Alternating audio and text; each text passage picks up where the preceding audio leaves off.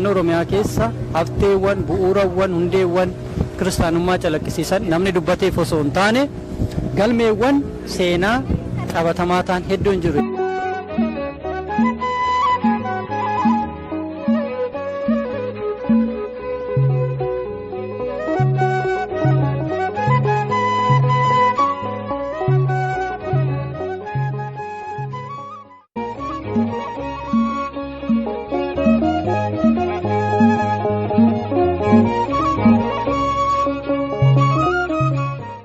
Namni amantaa sana keessa jiru waa'ee amantaa isaa sana beeke anas nagalcha dhimmi mana kiristaanaa nagalcha gaafa jechuu eegaleedha jechuudha.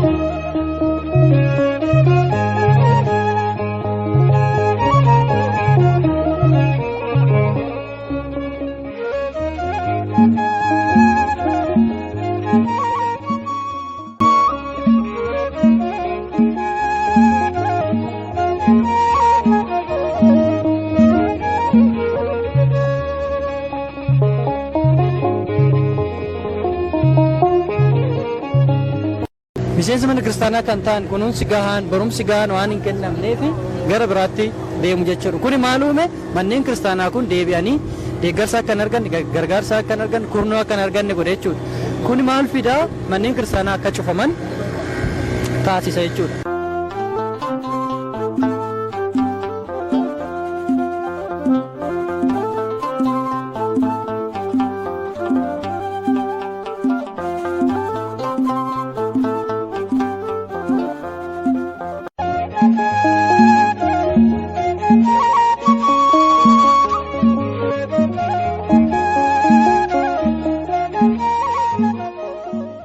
Inni jalqabaa haala barumsi bu'uuraa amantaa namni amantaa kana keessa jiru afaan isaatiin sirriitti itti hubatu mijeeffamuu qaba. Mijeeffamuu qaba, kan irratti hojjetamuu qaba.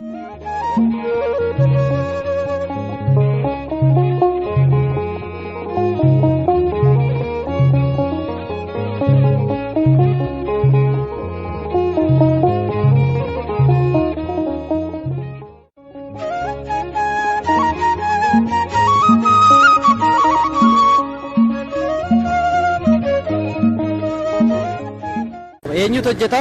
Manni kiristaanaa caasaa ittiin bultu qabdi, caasaa ittiin bultu santu hojjechuu qabu. Sanarratti dabalatee caasaa sana keessatti kan hundeeffaman waldaaleen tajaajila kennan jiru. Kan akka waldaa keenya. Kanarratti gadi fageenyanii akkuma waldaan keenya amma gochaa jiru kana jechuudha. Barumsa bu'uuraa waa'ee amantichaa, pirinsipilii amantichaa seenaa keessa yoo osoo hin galin waa'ee amantichaa gadi fageenyaan hubachiisuu, beeksisuun barbaachisaadha. Wangeela barsiisuun barbaachisaadha afaan hubatu. Sana gaafa godhe rakkinni kun hin furamaa jechuudha.